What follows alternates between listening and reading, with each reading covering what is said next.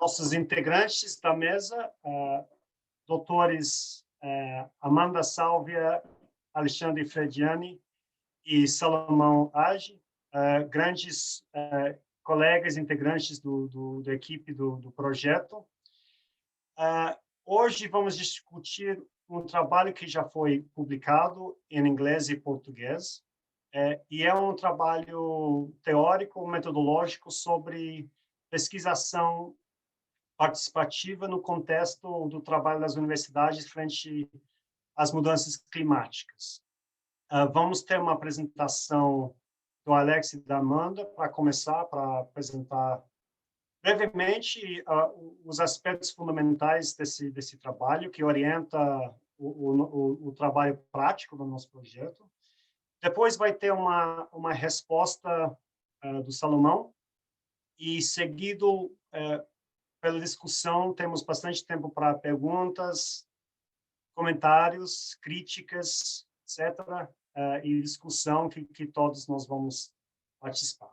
Então, obrigado pela presença, e eu passo a palavra para Alex para começar a apresentação. Obrigado.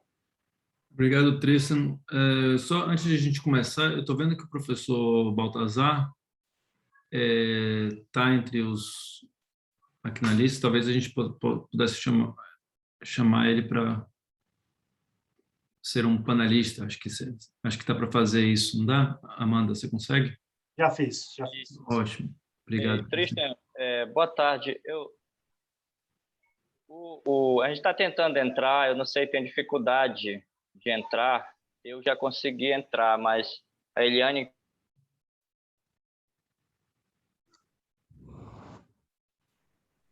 Pode falar. As pessoas têm dificuldade de entrar, é isso? O Edilson é meu orientando de doutorado, Tristan. Edilson, tudo bem? Sabe qual é o problema de acessar?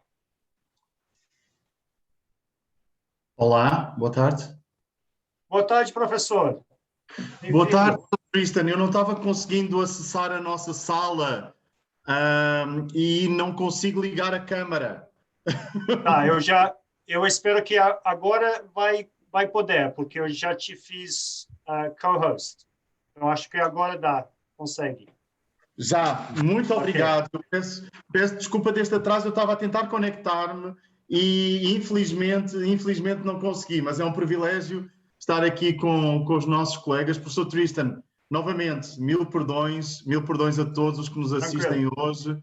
Um abraço muito, muito forte aos nossos panelistas de hoje, à doutora Amanda Sálvia, um privilégio enorme estar aqui com ela, com o nosso doutor Alexandre, o professor Salomão. É um privilégio podermos ver hoje os avanços do nosso projeto e termos um seminário onde vamos poder realmente destacar como as universidades estão transformando o clima, como elas estão contribuindo para a ação climática, para a climate action, e como, em boa verdade, as IEs são fundamentais na promoção do desenvolvimento sustentável nas comunidades, nas cidades, e desta forma construindo um mundo mais resiliente e mais sustentável. Então, professor Tristan, vai ser um prazer estar aqui convosco e poder contribuir depois na moderação da sessão. Novamente, desculpando-me porque há mais de 10 minutos que estava tentando conectar-me. Muito, muito obrigado pela vossa paciência e pela participação e novamente desculpando-me por esta terrível falha. Não, com essa apresentação que você fez, professor Baltazar, você já está em boas mãos, boa situação com esse atraso. Acho que você já se refez. Realmente, você fez uma introdução muito bonita e apresentando a visão, né, do nosso trabalho, né, as motivações do trabalho que estamos realizando juntos.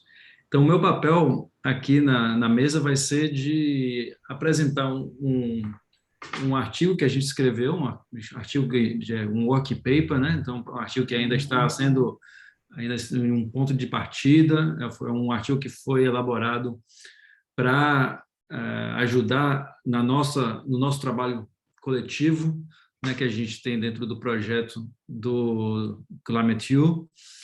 E então eu vou apresentar uma parte inicial desse artigo. A Amanda vai fazer um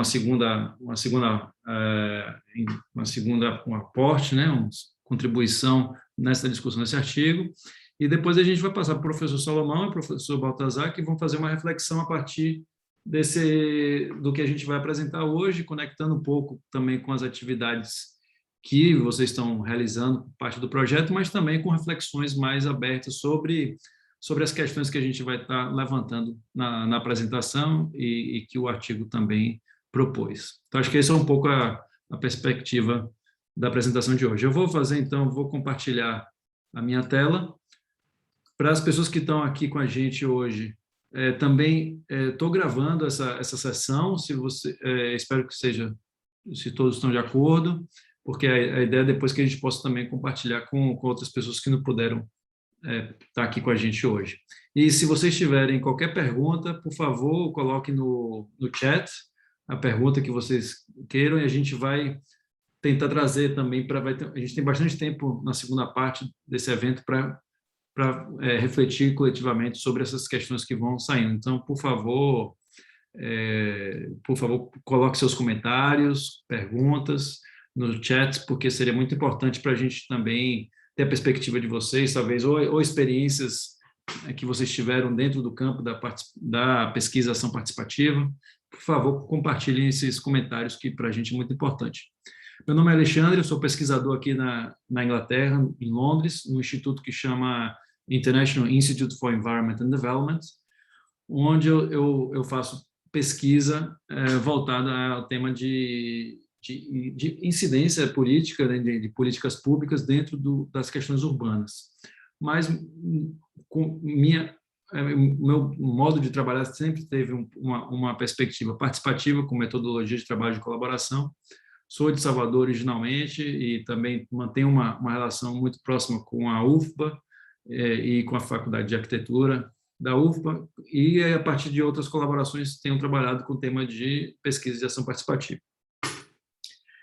E esse protocolo, esse documento que a gente vai estar conversando hoje, foi um documento que veio a partir de uma discussão conjuntamente com todos os parceiros, né, do projeto, que eles participaram também na elaboração desse protocolo, que eu vou estar compartilhando aqui com vocês, que a Amanda também vai estar compartilhando outros elementos do protocolo, e que também a pesquisadora desse projeto, que é a Charlotte Nussey, também teve um papel fundamental também para trazer todas essas perspectivas e contribuições dentro de um documento coeso, né, que a gente apresenta nesse documento.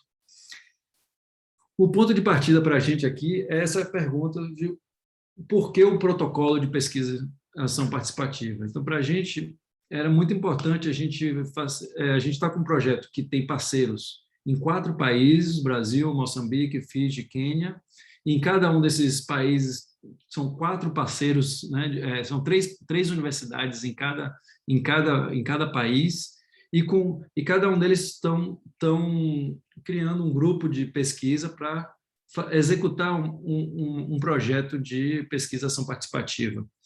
E cada um tem suas próprias experiências, tem suas próprias motivações, então a gente pensou em desenvolver um protocolo exatamente como um processo de troca de experiência para tentar definir coletivamente o que são esses processos, como é que cada um está elaborando esses processos, quais são os instrumentos que eles estão utilizando e como é que a gente pode, a partir daí, fazer uma troca e um processo de troca entre os centros de estudos que estão participando dessa pesquisa, mas também com o objetivo de tentar gerar conhecimento a partir dessa troca, de tentar, então, também dizer o que a gente tem a contribuir para uma reflexão sobre o processo de pesquisa, de ação participativa, em relação ao papel que as universidades têm para avançar nas lutas em direção à justiça climática, né? Então, a gente tem também esse interesse, e com a perspectiva, a ideia também é a gente tentar criar alguns elementos comuns que ajudem nesse processo de comparação, de troca e de geração também de conhecimento coletivo no projeto. Então, o que é, né, como é que a gente começa a definir o que seria a pesquisação participativa aí?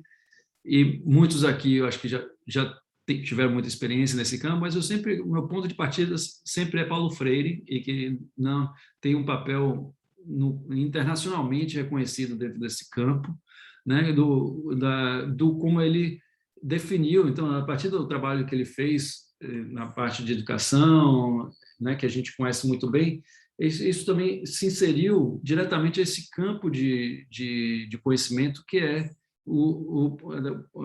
esse campo do modo de fazer pesquisa, de um modo de fazer pesquisa de maneira participativa. E ele acabou, o trabalho dele é fundamental dentro de uma discussão que é global, muito internacional, de acadêmicos em distintos contextos, mas a definição que sempre acaba voltando nessas literaturas internacionais essa definição que eu trago aqui na tela, né, onde os que promovem a pesquisação participativa acreditam que as pessoas têm um direito universal de participar na produção de conhecimento. Então, ele começa com essa questão que é um direito, não é só uma questão instrumental, não tem uma razão por ser um modelo de pesquisa mais adequado, ou que gera um conhecimento melhor, ou que expande, né, o conhecimento sobre uma temática particular. Não, ele começa a partir do ponto de vista que é um direito das pessoas de participarem no processo de geração de conhecimento. E aí ele vem, na segunda parte aqui dessa definição, ele vem definir o que é esse processo. É um processo disciplinado de transformação pessoal e social. Então, aqui o Paulo Freire traz essa questão, tanto tem um processo, né, o que a gente conhece muito bem de conscientização, de empoderamento pessoal, mas que isso está dentro de um processo de construções de relações coletivas e de mudanças de transformações sociais mais amplas. Neste processo, as pessoas rompem suas atitudes existentes de silêncio, acomodação e passividade e ganham confiança e habilidades para alterar condições e estruturas injustas. Então, aqui, outra vez, trazendo a questão que a gente não pode só estar trabalhando com sintomas das injustiças, que seriam as manifestações, mas sim está trabalhando com essas questões mais estruturantes, o que é que está reproduzindo essas injustiças. E o trabalho de Paulo Freire faz a gente sempre colocar essa questão, né, assim no centro. E aí outros que também continuam, né, dentro dessa definição do que é a pesquisação participativa. Para mim, eu gosto muito do trabalho que eu estou colocando aqui na tela, que fala que a pesquisa, portanto, dentro dessa perspectiva, torna-se um esforço transformador sem constrangimento pelo rótulo político. E o político aqui não necessariamente com a questão partidária, mas o político em si, em participar nas contestações políticas, nas contestações que estão aí, nas problemáticas que a pesquisa se está envolvendo. Então, isso nos coloca no processo de geração de conhecimento como parte do processo de lutas sociais, lutas políticas, né, dentro de questões e ambientais também, dentro da temática que a gente está trabalhando.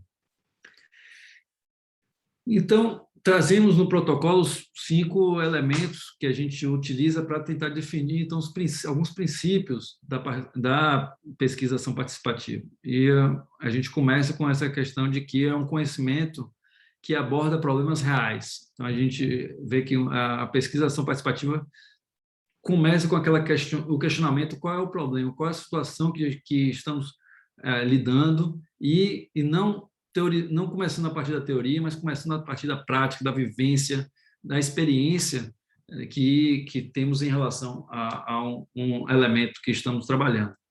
O que importa na vida das pessoas, e a partir daí que o significado vem, né, da pesquisação participativa. O segundo elemento que a gente traz no protocolo é esse processo de desmascarar os aspectos políticos da produção de conhecimento.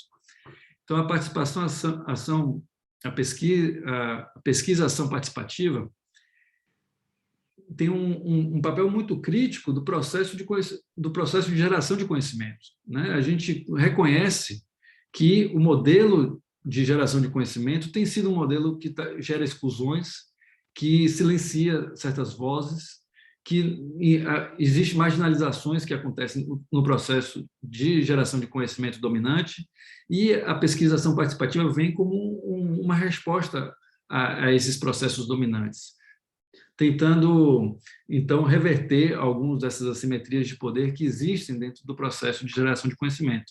E essas relações de poder existem em relações globais, instituições norte-sul, que nós somos muito conscientes dentro desse projeto e que a gente está explicitamente lidando com essas tensões, nesses processos de geração de conhecimento, mas também na escala local, onde acontece a relação entre academia, comunidades, e outros atores. Então, depois o terceiro elemento que a gente trabalha nesse que a gente coloca é a busca de ações para alterar as condições e experiências de injustiças. Então, dentro da pesquisação participativa, exige uma ação, uma atuação para, então, não só estudar, mas também se inserir, afetar e tentar, então, atuar sobre as questões de injustiça. E esse é um elemento que a gente está discutindo muito dentro do projeto, quais são os elementos, quais são as ações que o projeto pode estar incentivando e apoiando dentro desse processo de pesquisa. Então, o quarto elemento seria, então, que a partir daí, construímos teoria por meio da prática e de co-aprendizagem. Então, para a gente isso é muito importante, que a teoria vem através das ações e através da reflexão que temos coletivamente dessas ações, sejam as reflexões que acontecem dentro de cada projeto, mas também na troca entre projetos. Tivemos agora um processo, né, muito interessante nessa semana passada, até a semana passada, onde fizemos trocas entre diferentes institutos sobre o que cada um está fazendo, e esse processo de troca, de co-aprendizado para a gente é o processo de geração, de construir teorias a partir dessas trocas. E o cinco elemento é exatamente esse ciclo, né? É pensar no processo da pesquisa como ciclos de análise, reflexão e ação com os participantes. Então, pensar no processo da pesquisa sempre de maneira nesse ciclo, que são vários ciclos, às vezes são ciclos pequenos, rápidos, mas depois eles se alargam, que são esses ciclos onde existem processos de troca, de análise coletiva, de ações coletivas e, novamente, de uma análise sobre essas ações, reflexões, e a partir daí a gente vai expandindo relações, expandindo também o conteúdo e também o âmbito de ação, né, dentro do processo, encontrando novas escalas também de impacto.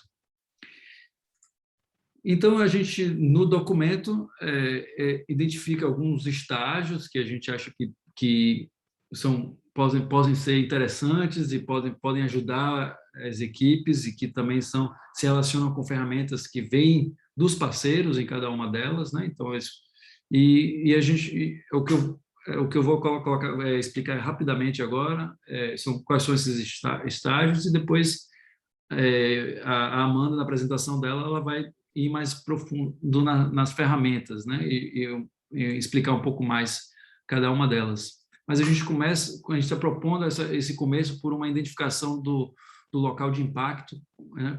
Onde é que o grupo gostaria de atuar, o papel da universidade tem diferentes espaços de atuação, onde ela busca responder às mudanças climáticas, seja às vezes na operação das universidades, seja um trabalho de extensão, seja de pesquisa. E o professor Tristan já fez um artigo muito interessante, onde ele delimita já alguns desses espaços, né, os caminhos que as universidades encontram para atuar sobre e responder às questões de mudanças climáticas. Então, acho que é interessante cada grupo está se identificando onde é que a gente quer se localizar como um ponto de partida. não exatamente como um ponto de chegada, mas a partir seria através do trabalho de extensão, através de tentar se inserir e afetar os impactos nas operações das universidades, para ter uma operação mais sustentável, e a partir daí a coisa desenrola, e a gente vê também que o espaço de atuação vai também se inserindo em outras esferas da atuação da universidade, né? No segundo momento, está havendo um momento de identificação dos participantes do grupo e definição de funções, que a gente vê também que tem diferentes grupos que acabam, e participantes do grupo, que têm diferentes funções, e acabam, e também que é preciso a gente refletir sobre isso, que não necessariamente todo mundo tem que ter as mesmas funções, mas temos participantes com diferentes também capacidades em termos de recursos, de executar atividades com parte do grupo, e temos que ser sensíveis em essas questões, e ao mesmo tempo entender quais as relações de poder que isso acaba gerando dentro do grupo por causa dessas diferentes funções e também de acessos a recursos para executar as atividades do grupo. Então, tudo isso faz parte de um processo de reflexão, né, de como é nesse processo de formação. E aí vem o grupo, então, se forma, e aí a gente coloca que muito importante nesse processo é ter uma imersão coletiva, que então os membros do grupo, então que vêm de diferentes contextos, estudantes, pesquisadores, representantes da sociedade civil, às vezes representantes também do governo local, que se juntam para fazer um grupo, para atuar conjuntamente, e a necessidade de se inserir e de ter uma experiência. Claro que nesse momento, né, de pandemia, de Covid, é muito difícil de facilitar esse tipo de atuação, mas a gente vê como é importante também ter uma experiência coletiva para, a partir daí, discutir elementos específicos. E depois temos um momento de planejar as atividades, e depois também colocamos aqui para a gente muito importante ter uma estratégia de documentar esse processo, desde o começo, de entender o que a gente está aprendendo, né, e quais são os aprendizados que está sendo gerado. Bem, vou para o meu último slide, antes de passar para a Amanda, que eu coloco 3 perguntas que para a gente está sendo muito importante nesse momento, né, de reflexão. Como é que a gente pode ir além do projeto? Como é que a pesquisação participativa, as atividades, podem alterar os sistemas de aprendizados, né? Não só se tornar um projeto específico, um projeto que executa dentro da temporalidade do projeto uma atividade interessante, mas como que esse processo pode, então, se inserir e incidir sobre mudar o sistema de aprendizado que está em torno dele, né? Seja dentro do sistema de aprendizado que existe entre universidade e escolas locais ou organizações comunitárias. Então, como é que a pesquisa pode, então, ter um impacto mais sistêmico, que vai além da temporalidade do projeto, de implementação do projeto? Como podemos ir além da justiça social? E acho que a pesquisação participativa vem muito dentro de uma perspectiva da justiça social, e a gente vê muito pouco trabalho que tenha aplicado a pesquisação participativa dentro do contexto ambiental. Então, a gente vê que é preciso climatizar a pesquisação participativa. E eu acho que isso não é só... a questão ambiental não é só um contexto onde a pesquisação participativa... Isso eu acho que altera até quase o DNA da pesquisação participativa, porque a gente introduz questões climáticas dentro do próprio processo de pensar o que é uma ação, né? E o que é a pesquisa. E o terceiro ponto é como ir além das armadilhas do conhecimento. A gente sabe que na produção do conhecimento vamos ter e vamos reproduzir assimetrias de poder.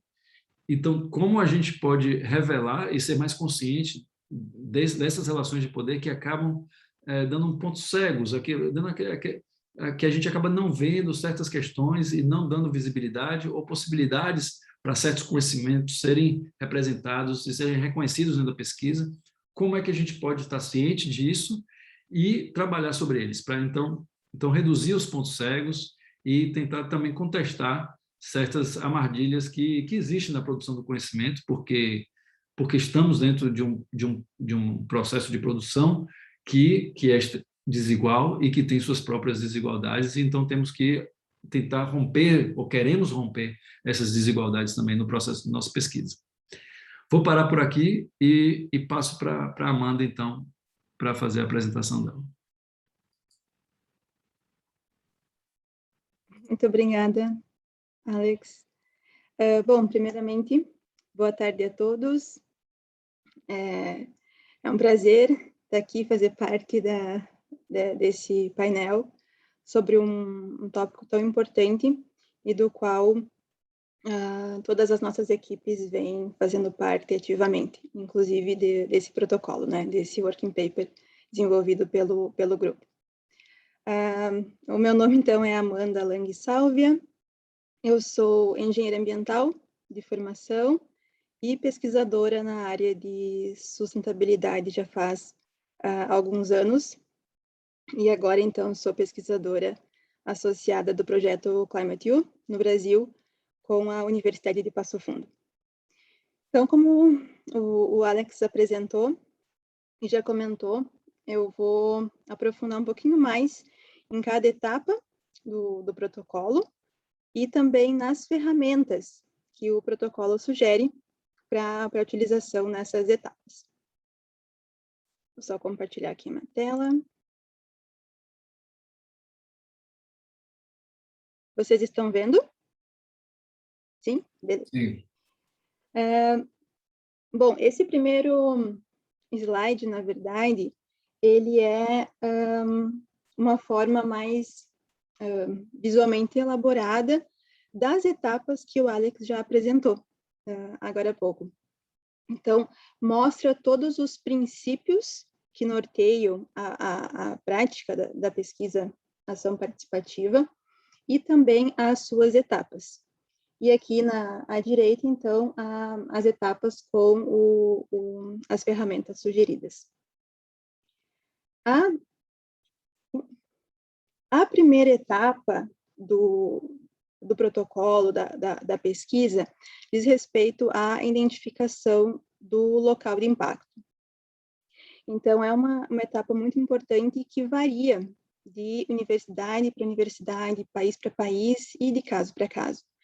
Então, esse local de impacto ele pode ser mais focado em operações no campus ou em mudança, adaptação do currículo universitário, né, pensando no caso das universidades, ou então focado em políticas, normas da instituição, dentre outros exemplos.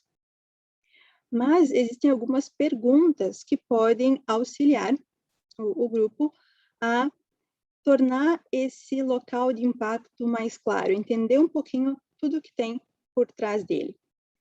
E é aí que entra a nossa primeira ferramenta, que é a construção de uma teoria da mudança.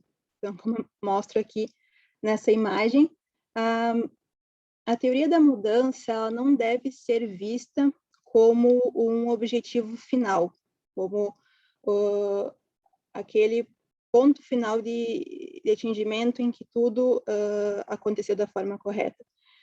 Pelo contrário, deve ser visto como um ponto de partida que guia, então, as ações do projeto. E, para auxiliar a entender que aspectos devem ser modificados, alterados, para que o objetivo do projeto seja alcançado e seja refletido durante o processo da pesquisação participativa, sugerem-se algumas questões que ajudam a nortear essa teoria da mudança, por meio desses 4 quadrantes, esses 4 aspectos. Por exemplo, quanto a recursos, então, refletir, questionar quais são os recursos financeiros e sociais que dependem e que são afetados pela proposta da pesquisação participativa.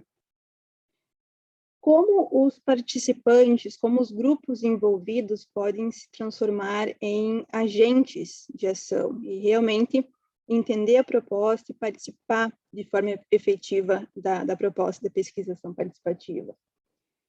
que tipos de arranjos, de estruturas institucionais já existem ou talvez devam ser criadas para que a pesquisação participativa possa acontecer de forma efetiva. E ainda também levar em consideração o contexto sociopolítico existente na região, na localidade. Existem alguns fatores que podem facilitar ou ser um entrave para as ações propostas. E aí a gente deve pensar como trabalhar com eles, como superá-los ou tomar vantagem dos pontos positivos. E, além de pensar em cada um desses aspectos individualmente, também pensar como um aspecto pode relacionar, pode afetar o outro. Então, são algumas questões, dentre esses aspectos, que são importantes de se considerar para pensar qual é a teoria da mudança, o que a nossa pesquisação participativa busca alcançar. Mas sempre lembrando que essa teoria, ela não é algo fixo. Como toda pesquisação participativa, ela tem esse caráter iterativo, esse caráter cíclico. Então, é sempre importante refletir sobre ela e talvez alterar, fazer modificações conforme o projeto vai caminhando e a gente vai aprendendo com ele também. A próxima etapa do protocolo diz respeito à identificação de stakeholders. A pesquisação participativa, então, ela tem esse aspecto essencial de participação de stakeholders, de parceiros. Stakeholders são esses grupos, indivíduos, que têm algum interesse ou impacto em relação às ações propostas. No nosso caso, a gente, na Universidade de Passo Fundo, a gente vem chamando esses stakeholders de parceiros, porque a gente entende que eles têm esse envolvimento como pesquisadores também no nosso grupo, mas eles são os nossos stakeholders. Apesar de ser essa etapa fundamental da pesquisa, ela é também uma etapa muito difícil, porque a gente pode se basear em relações, em parcerias já existentes, de projetos, ações anteriores desenvolvidas pela universidade, mas também é importante levar em consideração relações de poder e grupos que talvez tenham sido marginalizados, não incluídos em ações anteriores, e que talvez sofram um grande impacto, e que precisam vir junto com a pesquisa e fazer parte desse processo. Então, é uma etapa muito importante. Para facilitar, para auxiliar nesse processo, o protocolo traz como sugestão 3 ferramentas. A primeira delas é a utilização de uma matriz de stakeholders, que, como está mostrando esse exemplo aqui, é uma tabela no qual a gente lista os possíveis stakeholders até chegar na nossa lista final também, como toda a ideia do processo pode ser atualizada no decorrer do projeto. Então, além de uma primeira parte aqui, que inclui a caracterização do stakeholder, como nome, tipo de organização que ele representa, por exemplo, ONG, indústria, empresa privada, poder público ou setores da própria universidade. Também a questão do motivo do convite. Tem também uma parte mais prática, que diz respeito a como esse stakeholder vai integrar, vai fazer parte da pesquisação participativa. Alguns stakeholders podem ter uma participação mais fixa, por exemplo, participando em encontros mensais do grupo, e outros talvez tenham um caráter mais estratégico, sejam informantes-chave, sejam parceiros que vão ser convidados para um evento ou para uma entrevista, para que a gente possa entender um pouco mais da contribuição dele para o projeto, dentre outras possibilidades. Então, essa primeira ferramenta de matriz de stakeholders auxilia a fazer esse mapeamento de uma forma bastante clara dos diferentes stakeholders envolvidos. Outra ferramenta que, na verdade, é bem interessante de utilizar em conjunto com a anterior é quanto a quadrantes de influência e impacto. Porque, tendo aquela lista, também é importante entender qual a relação desses stakeholders com o projeto e a relação também dentre eles. Existem alguns stakeholders que vão ter maior ou menor influência nas ações propostas, ou que talvez sofram mais impacto, e aí precisam receber uma maior voz, a gente precisa garantir que a gente traga eles para a discussão e evite que eles sejam marginalizados novamente, ou né, sejam marginalizados dentro do projeto. Então, pensar como essas relações funcionam também é uma etapa muito importante. E outra ferramenta que o protocolo traz é quanto ao mapeamento por redes de atores. Como esses stakeholders talvez já existam já tenham parcerias em outros projetos e outras ações anteriores, a gente pode observar que talvez já existam algumas parcerias, algumas conexões dentre eles, melhor dizendo. E uma forma também de visualizar a participação deles na nossa pesquisação participativa é fazer um mapa desse formato, onde, por exemplo, aqui os retângulos em azul trazem alguns tópicos que o grupo pode abordar, e os círculos em cinza, os nós, são justamente os atores. Então, a gente pode conectar ações com atores para observar como alguns se relacionam mais em algumas áreas, em alguns em outras, e aí também isso pode favorecer a combinação de alguns stakeholders na hora de definir o papel deles, a função deles dentro do nosso trabalho.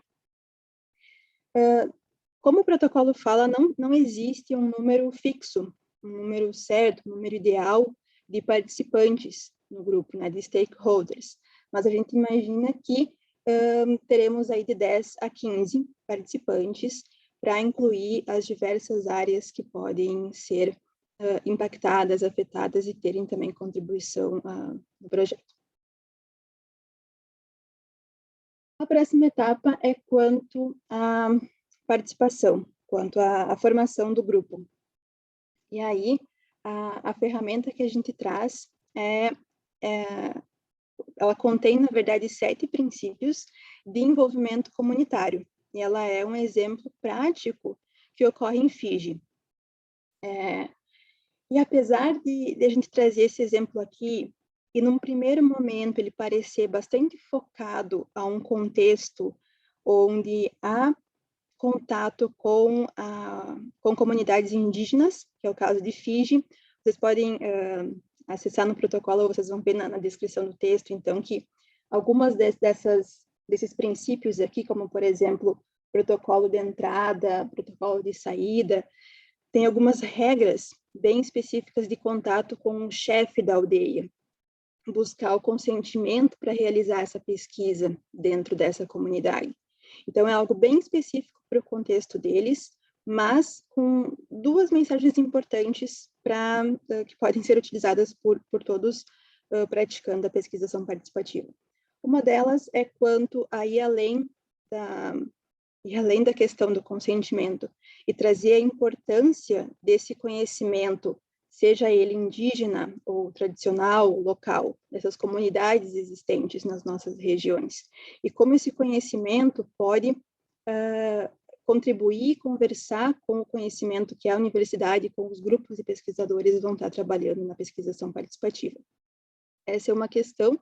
E a outra é como esses princípios também conversam com princípios que todos nós podemos seguir, devemos seguir nas nossas pesquisas. Então, desde preparação e planejamento, até como vai ter a comunicação, essa conversa, né? Talanoa é o termo utilizado lá em Fiji para essa comunicação com o grupo, até pensar questões de reciprocidade, qual é a troca que há entre o grupo e a comunidade, e aí o fechamento, um protocolo de saída. Então, também é certamente útil para todos os contextos. Indo aqui para a penúltima etapa, ela diz respeito às atividades de planejamento da pesquisação participativa. A A pesquisa ela funciona de forma cíclica, então, para gerar reflexão, aprendizado em ciclos. E cada um desses ciclos, eles geram resultados, geram justamente aprendizados que devem ser utilizados nos ciclos seguintes. A ferramenta trazida aqui é essa forma de organização como uma tabela, que auxilia a entender quais são as etapas dentro de cada ciclo. Então, eles incluem entender qual é a experiência já existente no contexto de estudo, entender essa experiência e pensar, avaliar ela de uma forma mais aprofundada e coletiva, com todos os stakeholders. Isso é um diferencial bastante importante. Em pesquisas de modo geral, esse entendimento, essa pesquisa exploratória é bastante comum, mas aqui esse entendimento é importante trazer a ideia do coletivo, que é o que traz a riqueza, um dos aspectos que trazem riqueza para a pesquisação participativa. E aí o planejamento das ações também, claro, de forma participativa, e aí, por fim, a ação, a avaliação, entender o que aconteceu, como aspectos positivos, negativos, e levar todos esses aspectos para o próximo ciclo. E, além disso, então, essa ferramenta nos sugere pensar como cada uma dessas etapas vão ser realizadas nos nossos ciclos e também por quem são os atores envolvidos, para que isso fique registrado desde o princípio. É uma forma sugerida, né, que pode ser muito útil para o planejamento das pesquisas, dos grupos. E, por fim, a última etapa é quanto à estratégia de documentação utilizada por cada um dos grupos na pesquisa. Como qualquer tipo de pesquisa, ela deve ser documentada. E é importante utilizar dada a riqueza de envolvimento, de reflexão que existe dentro de uma pesquisação, o protocolo sugere a utilização de uma estrutura de monitoramento, avaliação e aprendizagem, ou seja, utilizar a combinação de diversas estratégias. E nessa ferramenta, então, temos num ponto mais central o monitoramento, que é a estratégia de controle de ações individuais. É o componente mais quantitativo dessa ferramenta e pode ser utilizado indicadores para fazer esse monitoramento, como, por exemplo, número de eventos realizados no ciclo, por exemplo, no semestre, número de participantes num determinado curso oferecido pela pesquisa, diferenças, balanço de gênero ou grupos de idades.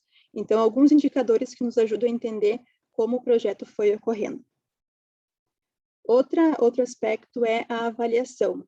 A avaliação é um pouco mais aprofundada, inclui também um monitoramento, mas busca avaliar, busca questionar como o local de impacto foi afetado. O nosso objetivo foi atendido, está de acordo com a teoria da mudança planejada lá no início, né, discutida lá no início. E para buscar responder essas questões, a gente pode se valer, então, de entrevistas, grupos focais, então uma visão mais qualitativa, mas também combinado com opções quantitativas, como, por exemplo, pré e pós-testes, para verificar a mudança de percepção, por exemplo, dos stakeholders. E, por fim, essa estratégia mais ampla, que é a aprendizagem, que é fundamental também na pesquisação participativa. Ela inclui os aspectos de avaliação e monitoramento, e, por ser a mais ampla, é difícil já apontar uma única metodologia que possa nos responder essa aprendizagem. Então, o que a gente sugere é buscar responder de diversas formas o que mudou desde o início desse processo, o que mudou desde o início da pesquisação participativa, o que foi aprendido, como as pessoas envolvidas se sentiram nesse processo, se sentiram incluídas ou não, como melhorar no próximo ciclo. Isso é importante também, ter essas lições para o próximo ciclo. Então, essa é a última ferramenta que o protocolo traz para auxiliar na etapa de documentação. E aí a gente cobriu todas as etapas e ferramentas que o protocolo apresenta. é importante ressaltar que todas essas propostas de como o protocolo apresenta as etapas e essas ferramentas, a gente não tem a pretensão, a ambição de dizer que essa é a forma correta e a forma que deve ser realizada. É um trabalho em construção, é como o projeto sugere que essas etapas sejam desenvolvidas com base na experiência de todos os nossos pesquisadores envolvidos. Cada um dos países parceiros teve uma contribuição geral e também particular na construção desse protocolo. Então, a gente teve, por exemplo, os colegas do Quênia envolvidos na análise dos stakeholders, Fiji, né, como eu comentei, no engajamento comunitário, Moçambique no plano de ação, e a equipe do Brasil no quadro de monitoramento, avaliação e aprendizagem. Então, é um trabalho em equipe e é uma proposta que a gente imagina que é importante e útil aí no processo de pesquisação participativa.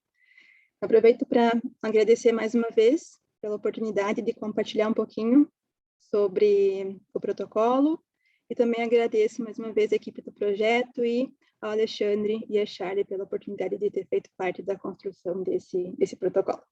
Muito obrigada.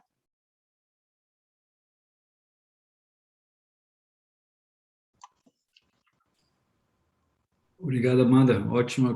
Obrigado pela contribuição. Realmente muito claro todas as apresentações das ferramentas. E impressionante. Muito obrigado mesmo. Agora a gente passa para os nossos professores aqui, o professor Salomão e o Baltazar.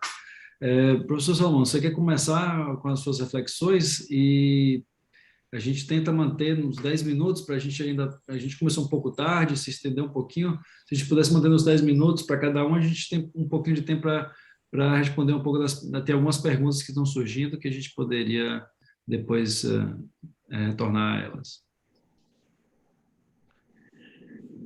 Tá bom, né? Primeiro, boa tarde, aqui do Brasil, Alex, Amanda, professor Baltazar, Tristan e as pessoas que estão nos assistindo. É um grande prazer estarmos juntos, participarmos dessa ampla equipe, né, de pesquisa envolvendo 4 países. E sei que é uma satisfação poder colaborar com o nosso olhar brasileiro, amazônico, né, a partir das reflexões tão interessantes e significativas que foram apresentadas. Eu vou tentar me ater aos 10 minutos, né, e fazer algumas reflexões. Vou começar com uma poesia que eu acho para animar um pouco os nossos espíritos e fazer uma conexão com as reflexões que eu quero apresentar. É uma poesia que eu fiz uma junção do Bertolt Brecht ou do Mário Benedetti com a Conceição Evaristo, que é uma poetisa negra, quilombola. Então, começa dessa forma. Se a floresta está em chamas, com suas árvores tombando e seus animais morrendo pela crueldade de madeireiros, fazendeiros e sojeiros, gananciosos que só querem se apropriar das riquezas da Amazônia, então vocês perguntarão, por que cantamos? Por que cantamos? Cantamos porque os nossos sobreviventes e os nossos mortos querem que cantemos. Cantamos porque os espíritos e os encantados das águas e da floresta, das nossas múltiplas Amazônias, com seus saberes e segredos, querem que cantemos. Cantamos porque cremos nessa gente, nos povos indígenas, ribeirinhos, quilombolas, camponeses, extrativistas, e porque venceremos a derrota. Cantamos porque somos militantes dessa vida e não podemos deixar, e nem queremos deixar que a canção se torne cinzas. como diria a Conceição Evaristo, eles combinaram de nos matar, mas nós combinamos de não morrer. Eles combinaram de nos matar, mas nós combinamos de não morrer. Então, com esse espírito, da poesia, eu gostaria de começar refletindo sobre a questão central, do texto que o Alex colocou para nós. Por que um protocolo de pesquisa ação participativa? E aí eu diria, porque a gente não tem escolha. Ou a gente realiza pesquisas e ações participativas, ou não teremos sustentabilidade da vida, a vida humana, da vida da natureza, da justiça climática. Essas são ações que, isoladamente, fragmentadamente, nós não temos condição de conquistar, alcançar. Então, acho que a gente precisa ser mais enfático na resposta dessa questão. Entendeu? Assim, é indispensável, é crucial que as nossas ações estejam aliadas às investigações e que elas sejam coletivas, que elas sejam participativas, e quanto mais ampliadas em termos da constituição das nossas redes, como é o caso desta pesquisa, deste estudo que envolve 4 países, mas o que são 5 países? O que são 5 países em relação ao quantitativo de países e continentes existentes? Mas é um começo muito importante. Então, acho que a gente deveria ser enfático, mais contundente nessa resposta. Depois, eu tenho pensado muito nessa ideia da justiça climática, entendeu? E a relação da justiça climática com a justiça socioecológica, E aí, às vezes, o texto aborda, digamos assim, a transição de uma à outra.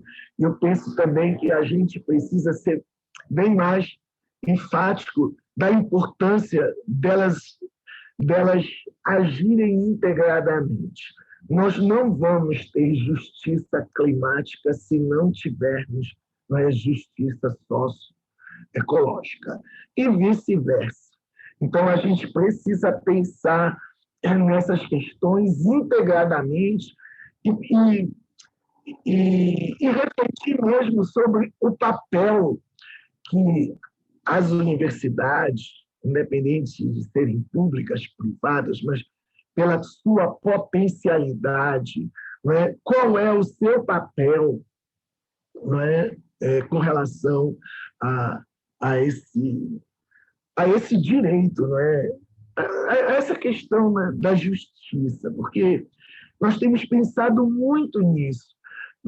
Eu penso que, de um modo geral, há uma narrativa bastante ampla e genérica nessa direção da defesa do meio ambiente, a preocupação com as mudanças climáticas, com a própria questão da justiça climática, mas na hora das ações realizadas pela humanidade, pelos diversos grupos, com seus interesses, a partir das suas colocações na relação com o poder, essas ações elas contradizem muito essas narrativas. Não estamos todos juntos em defesa dessas narrativas, porque a injustiça climática, a injustiça social e ecológica e as desigualdades são produzidos por nós, seres humanos,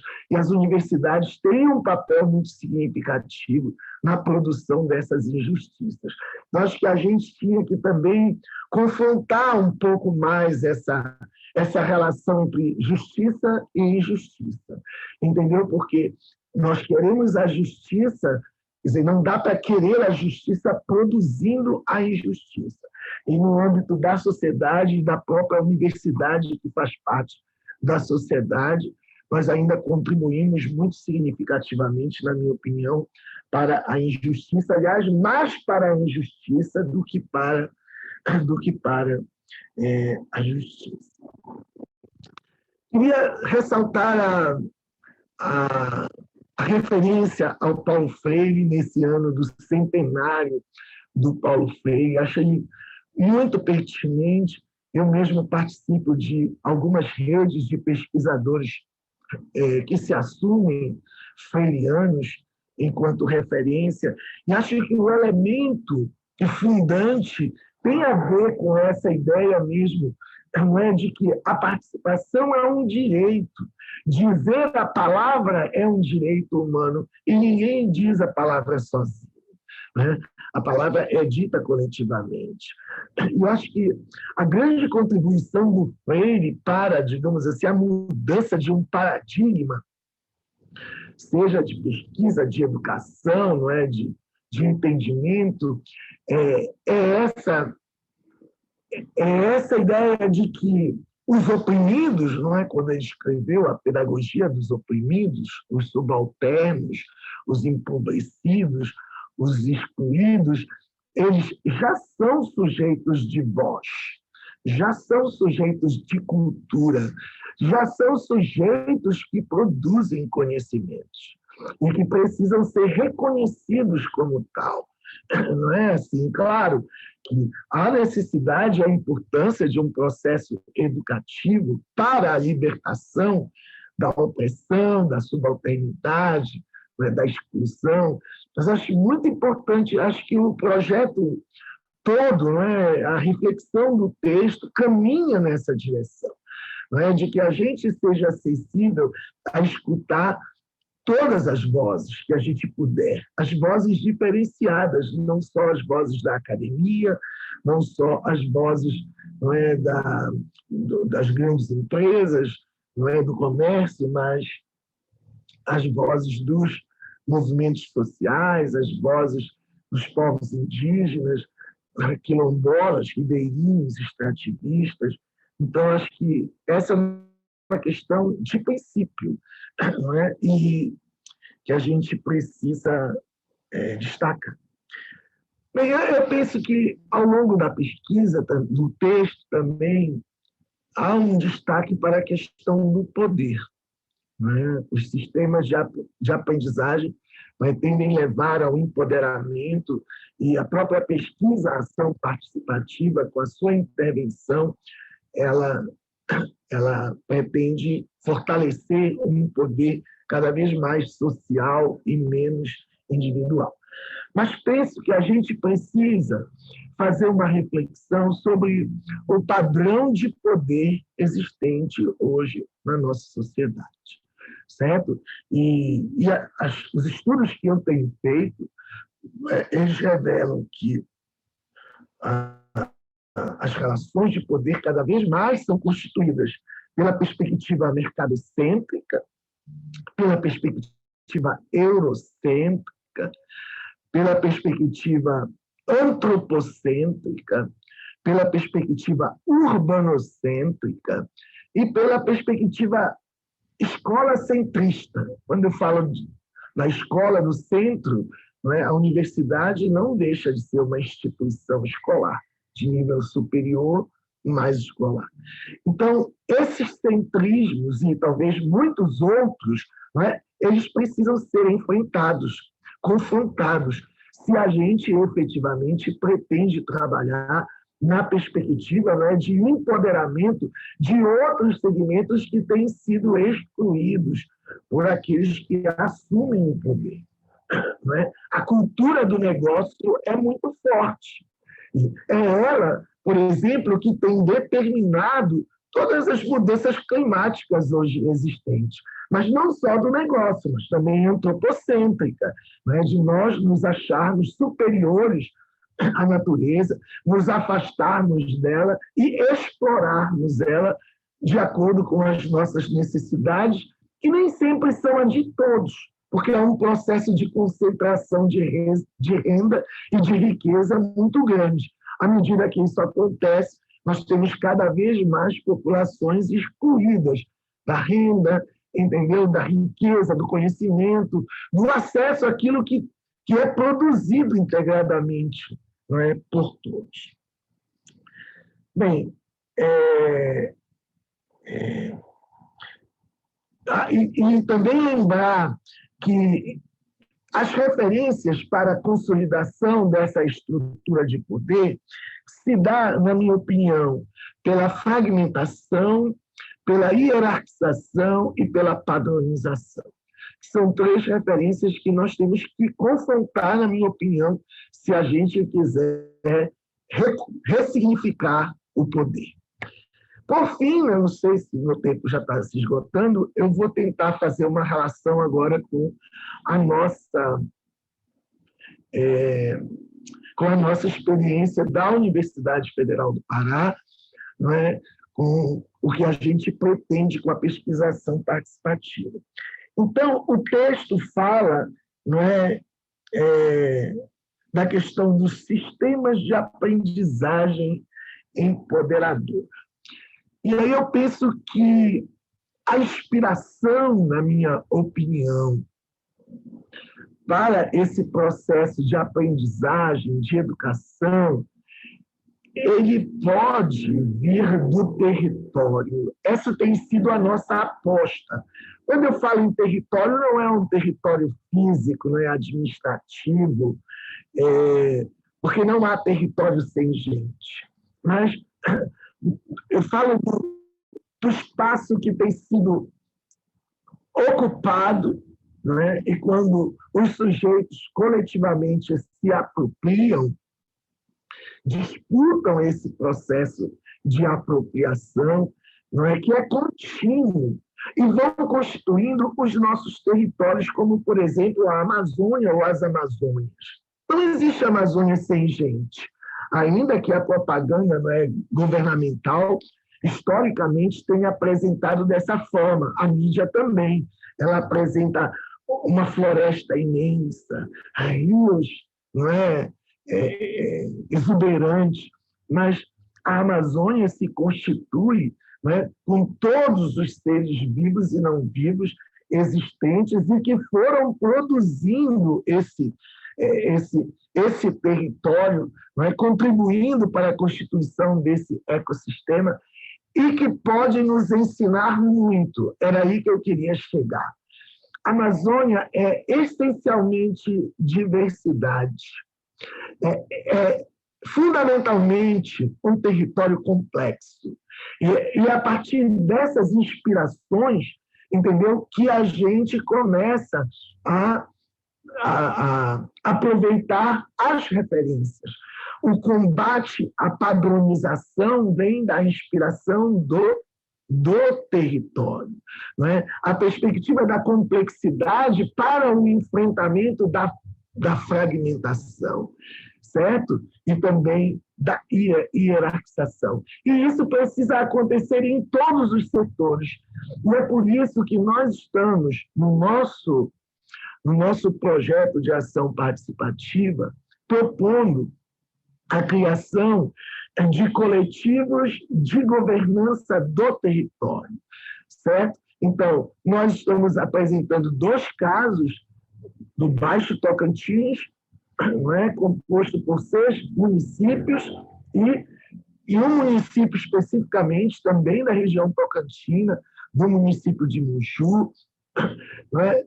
São territórios que vêm sofrendo essas ações do poder instituído, não é, no sentido do impacto ambiental, no sentido de padronizar, não é, a configuração do território, construindo hidrovias, por exemplo, que vão modificando toda a diversidade do território. E isso vai ter um impacto brutal, tanto na vida das pessoas, na constituição das comunidades, dos territórios, dos saberes locais, entendeu? Como a influência em todo o ecossistema e nas mudanças climáticas também.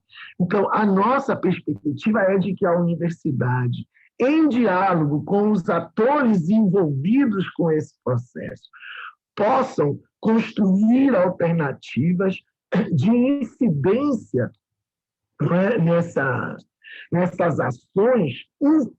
ações de insustentabilidade, não é, no sentido de poder controlá-las, no sentido de poder intervir, não é, com a contra-insustentabilidade, que seria na perspectiva da sustentabilidade. Então, a nossa expectativa é essa, de reunir estudantes e professores da universidade com lideranças das populações ribeirinhas que serão afetadas, dos agricultores familiares, dos quilombolas, dos povos indígenas, também representantes dos gestores públicos, não é? que representam o Estado nesses territórios, e também, se for possível, não é? E eles concordarem, dos setores que implementam esses grandes empreendimentos, para que a gente pense coletivamente estratégias de intervenção, entendeu? Nessa realidade. Bem, é um pouco isso, acho que eu extrapolei um pouco o meu tempo, mas acho que já são algumas ações provocativas para a gente pensar, enriquecer, não é? Aprofundar a reflexão sobre a pesquisação participativa, com a qual a gente tem concordância inteiramente. Obrigado, Tristan e Alex e Amanda. Baltazar, agora eu vou escutar o Baltazar. Professor Salomão, muito obrigado pelas suas sábias palavras e que bom que foi hoje ter a oportunidade de escutar o Alexandre e a Amanda. Realmente uma tarde muito, muito enriquecedora. E eu tomei várias notas que gostava de compartilhar convosco. Mais do que questões, são, acima de tudo, reflexões que eu fiz depois de ouvir os meus sábios colegas deste painel. Quando eu ouvi o Alexandre, eu fiquei muito, muito feliz por dois motivos. Porque, enfim, ouvimos um relato de um pesquisador brasileiro que está no Reino Unido e que desenvolve as suas pesquisas no velho mundo, no velho continente, e foca num dos temas que também é uma das linhas de pesquisa do nosso Centro de Desenvolvimento Sustentável aqui na Universidade do Sul de Santa Catarina. As cidades sustentáveis, as cidades inteligentes, as cidades resilientes. Então, com certeza, Dr. Alexandre, depois nós falaremos e quem sabe logo estejamos escrevendo em conjunto. E o Alexandre é de uma das minhas cidades favoritas no mundo, Salvador, que eu digo, querida Amanda, que foi uma pena não ser a capital do nosso Brasil. É uma das cidades mais fantásticas do mundo, que eu amo de paixão. E é uma cidade, Salomão, onde parte do que tu disseste se verifica, onde nós temos uma diversidade e uma riqueza extraordinária. É verdadeiramente um dos corações do nosso fantástico Brasil. E depois, agora feitas estas manifestações de apreço inicial, o Alexandre foi muito, muito claro quando falou na questão da pesquisa de ação participativa, pesquisa-ação participativa, e nas questões da justiça ambiental. Nós sabemos que algumas das populações, algumas das comunidades, alguns dos estados mais impactados pelas mudanças climáticas são dos menos responsáveis pelo aquecimento global e pelas mudanças ambientais globais. Então, não só é uma questão que se traduz num risco ambiental e num risco existencial, mas é uma questão de injustiça. É uma questão ética. É uma questão onde nós vemos claramente como há um impacto maior das mudanças ambientais e climáticas globais sobre as populações mais vulneráveis, sobre as populações de renda mais baixa, sobre as populações que vivem em situação de maior risco. E por isso é tão importante a cooperação e o envolvimento internacional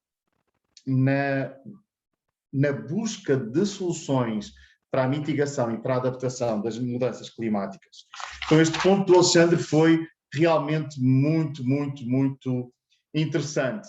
E logo aí surgiram questões que eu daqui a pouco, no final da minha intervenção, destacarei, do Luís Gomes, que se inquietava com as questões dos destinatários do projeto, da extensão, daqui a pouco já falaremos. E pareceu-me muito, muito relevante também na intervenção do Alexandre a necessidade da pesquisa científica, ela dar resposta a problemas concretos das nossas populações. Que o nosso conhecimento transborde, ultrapasse as fronteiras da nossa universidade. E isso vai fazer a ligação com toda a apresentação da nossa doutora Amanda Sálvia, que eu conheci, salvo erro, ainda graduanda, com um privilégio muito, muito grande de ter estado com ela, meu Deus, em vários eventos, já a ter recebido na Unisul, termos estado juntos, Amandinha, lá na Malásia. Meu Deus, tem sido um prazer, um privilégio acompanhar toda a carreira da Amanda. E a Amanda destacou em vários momentos a necessidade de nós termos uma perspectiva que envolvam várias partes interessadas, uma perspectiva multi-stakeholder, onde nós consigamos ter um diálogo entre as universidades, os governos e as comunidades locais, preocuparmos em compreender, atender e entender as necessidades das comunidades e a importância do engajamento, a importância de envolvermos mais e mais pessoas na busca de soluções para os desafios enfrentados pelas nossas comunidades. E eu lembrei-me que o caso de Fiji foi um caso fantástico, muito bem relatado pela Amanda. Eu lembrei-me, Amanda, de um projeto que nós desenvolvemos entre 2014, bom, em boa verdade vimos desenvolvendo até hoje, que foi a primeira escola solar do Brasil, em que tivemos o cuidado de, antes de fazermos qualquer intervenção, dialogar com toda a comunidade. Uma pequena comunidade nas montanhas de Santa Catarina, na Serra Catarinense, em Taquaras, no Rancho Queimado, em que nós, antes de fazermos o que quer que fosse de intervenção numa escola, nós conversámos com todas as partes interessadas, com a comunidade escolar, com os pais, os professores, os servidores, os decisores políticos, os vereadores, o prefeito, e desta forma conseguimos uma soma de boas vontades. E, somando forças, professor Salomão, nós quebramos as barreiras. Como tu disseste e muito bem, a Amazónia é sinónimo de complexidade. E não há soluções simples para nós enfrentarmos a complexidade. Nós só enfrentamos a complexidade com diálogo com as pessoas, diálogo com as comunidades, diálogo com as diversas partes interessadas, com entendimento e com participação. Não há soluções simples para problemas complexos. Se houvesse, não era preciso estarmos aqui. Os nossos pesquisadores, os participantes neste momento, os professores, os cientistas que aqui estão, iam ao Google, digitavam lá os problemas, como fazer um bolo. Amanda, não vai ficar tão bom quanto o bolo feito pelo professor Tristan. Mas nós temos as soluções todas no Google.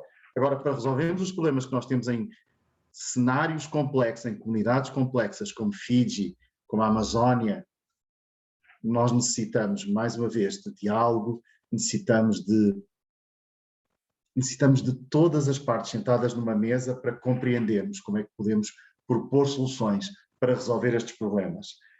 E os problemas são claros. A emergência climática está se agravando. Incêndios e temperaturas recorde nos Estados Unidos e na Europa, enchentes na Ásia, em determinados estados do Brasil. O Brasil a passar pela maior crise hídrica dos últimos 91 anos. é absolutamente evidente como nós estamos a sobrecarregar os nossos ecossistemas, o nosso meio ambiente. E estamos a ultrapassar os limites planetários. Então, a hora é, como dizem as Nações Unidas, professor Tristan, estamos na década para a ação. E na década para a ação, agir é aquilo que nós temos que fazer, porque, professor Salomão, nós temos, creio que são 30 milhões de brasileiros na Amazónia, nesse nosso fantástico bioma, nesse lugar extraordinário, onde eu tenho o privilégio de ser professor visitante numa universidade no Pará, em Santarém, professor, e em Roraima, em Boa Vista. Então tenho uma ligação afetiva muito, muito grande às nossas terras do Norte. Quero agora, professor Tristan, destacar aqui questões que foram formuladas e para a qual eu vou pedir um rápido comentário do nosso professor Alexandre e da nossa querida Amanda, dos nossos queridos professores Alexandre e Amanda. E vou também pedir que, se mais alguém desejar fazer questões, por favor, as formule. Pode ser aqui no chat ou pode ser até mesmo no espaço de perguntas e respostas. As perguntas que nós temos, eu vou dedicar as duas primeiras ao professor Alexandre, que foram feitas na sua intervenção, e a última vou pedir depois para a nossa doutora Amanda responder. São as seguintes. O grupo pode ser uma ação de extensão da universidade, como uma escola, por exemplo, e depois o Luís Gomes pergunta também se o professor Alexandre pode compartilhar experiências de formação de grupos, quantos têm, quem são, como atuam. Então, estas duas primeiras perguntas eu deixaria para o professor Alexandre. Depois temos uma pergunta da Rosário, que nos pergunta o seguinte, e eu vou pedir à doutora Amanda para formular esta resposta. Em primeiro lugar, agradecer à equipa do Brasil. Obrigado, Amanda, pela excelente apresentação. Devido a problemas de conexão, demorou a entrar. Eu também demorei a entrar. Rosário, então, realmente, hoje tivemos aqui um problema tecnológico. A minha pergunta é, alguns sítios de impacto precisam do aval do Estado para a sua implementação. Como pensam que poderão influenciar os órgãos do Estado a ver a importância desta pesquisa e a dar um parecer positivo? Então, eu ia pedir primeiro ao Dr. Alexandre e depois, para encerrarmos, à doutora Amanda, para responder a esta questão. Professor Alexandre, a palavra está consigo. Professor Baltazar, muito obrigado aí por essa mediação, também trazendo um pouco essas questões e com certeza vamos dar continuidade a esse diálogo. Estou muito interessado de saber mais de sua pesquisa e de nossos interesses de pesquisa em comum. Luiz, muito obrigado pela pergunta, as duas perguntas, muito interessante. Com certeza, uma ação da extensão da universidade com uma escola pode ser um grupo de pesquisa de ação participativa. Eu acho que um elemento fundamental é que nesse processo de uma atividade de extensão, que exige um processo de reflexão, um ciclo de reflexão e ação, onde então os participantes dessa atuação estejam tentando refletir sobre o porquê estão fazendo isso, como estão fazendo isso, o que estamos aprendendo desse processo e quais são os avanços que esse processo está alcançando.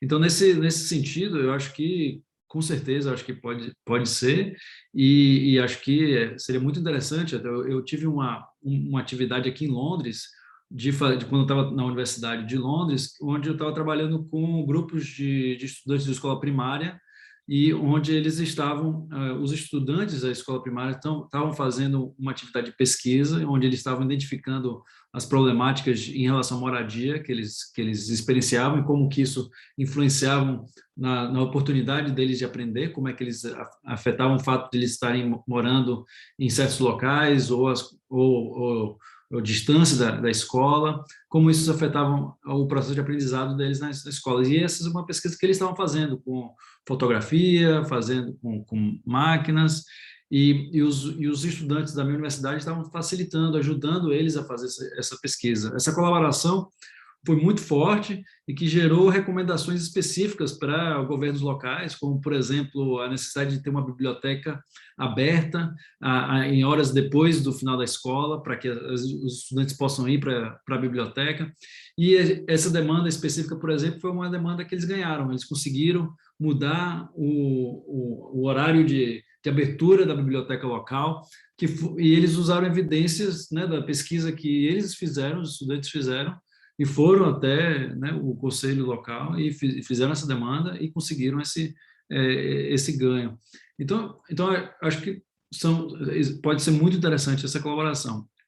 O número, a quantidade de pessoas num grupo, é difícil dizer. Eu acho que depende muito com quem você esteja trabalhando, né? E aí, no contexto que eu estava trabalhando, cada grupo de estudantes eram 30 estudantes das escolas locais, e além dos estudantes, a gente tinha 2 professores que acompanhavam, e tinha um grupo de 5 estudantes da universidade que estavam fazendo esse apoio, de ajudando os estudantes a desenvolver as atividades de pesquisa, né? Ensinando, por exemplo, como fazer uma atividade de fotografia participativa, como fazer, eles fizeram até um questionário, como é que se realiza esses questionários em casa, com os pais.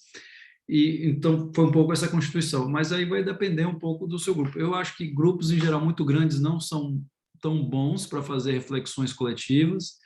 Eu acho que grupos menores e talvez tendo papéis diferentes. Você tem um grupo núcleo de talvez até uns 30 pessoas, mas aí você tem talvez um grupo de outros atores que apoiam as atividades e que pode ser um grupo de apoio, e que aí você pode envolver outros representantes de outras instituições, seja também de instituições governamentais.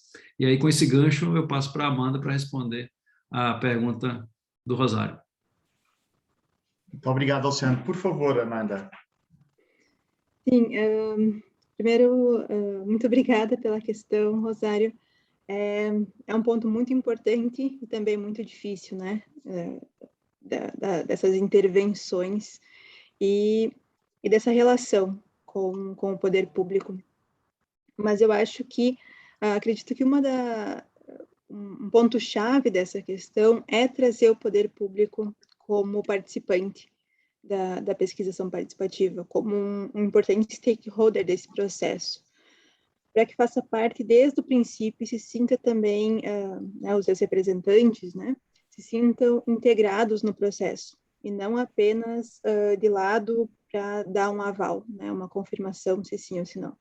Fazendo parte desse processo, desde o princípio, de todas as discussões que norteiam o planejamento e a ação dessa proposta, acredito que aumente muito a chance de aprovação e participação do poder público, inclusive, nessas ações. Trazendo até um exemplo, rapidamente, um exemplo prático, nosso, de Passo Fundo, né, a cidade da nossa universidade, a gente costumava ter uma visão do poder público como, às vezes, mais distante das ações da universidade, e às vezes até com aquela questão de envolver muita burocracia de participação e de poder aceitar, talvez, as ações propostas por projetos universitários.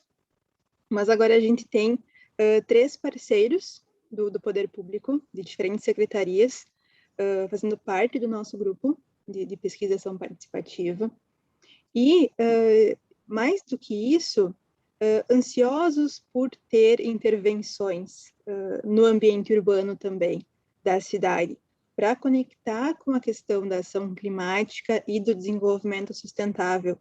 Então, porque essa parceria já trouxe o entendimento de como essas ações vão ser importantes também para o ambiente da cidade, das regiões, das comunidades que vão ser, na verdade, beneficiadas pelas ações do projeto. Então, é uma forma de mostrar que é uma contribuição positiva, uma transformação positiva.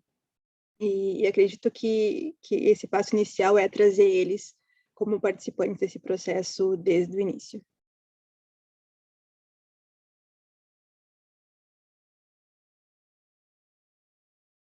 Muito obrigado, Amanda. Eu vou agora passar a palavra ao professor Tristan.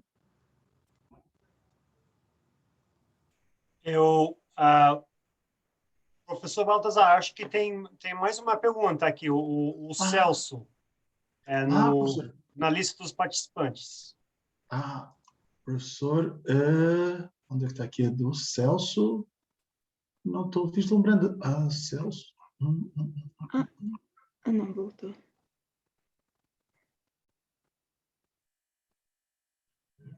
Oi, Celso. Você nos Não estou ouve? Não encontrei a pergunta do Celso. Peço desculpa. Ele acabou levantando a mão ali na lista de Eu levantei a mão participantes. por acidente. Peço desculpas. Por favor, Celso. Tudo bem. Ele comentou, então, que levantou por acidente. Obrigada, então. Sem problema, Celso, sem problema. Muito obrigado. Professor Tristan? Ele não vai mais... Celso não vai mais fazer? Ok. Foi. Tá bom. Então, bom, agradeço a todos pela participação.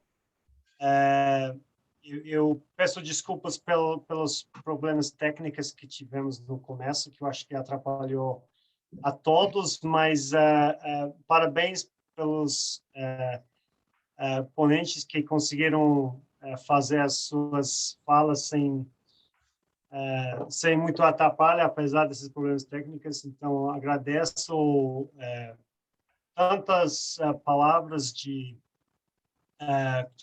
compreensão desse assunto muito difícil, perspectivas variadas, né, de posicionamentos geográficos, políticos diferentes, que eu acho que foi uma discussão muito rica. Então, de parte do projeto Transformando as Universidades para um Clima de Mudança, agradeço muito os professores Baltazar, Frediani, Sálvia e Raj pela todos os comentários. E os outros participantes, se vocês não conhecem o projeto, eu vou colocar no chat agora o endereço da nossa página. Por favor, entre em contato, participe. Se vocês não estão numa das nossas universidades participantes e gostaria de participar de alguma maneira, por favor, entre em contato que organizamos algo. É um trabalho muito importante que queremos divulgar, espalhar por outras instituições e regiões que ainda não faz parte. Então, muito obrigado pela atenção. Faremos vários outros desses webinars. Eu estou muito feliz porque começamos com o intuito de ter um projeto multilingüe, não somente em inglês, e estamos com português já consolidado, já temos publicações, agora eventos. Queremos juntar com outros idiomas também, Kiswahili, outros idiomas no Fiji, etc. E então continuaremos com esse programa, com outros eventos, e queremos vocês lá. Então, muito obrigado e uma boa tarde para todos.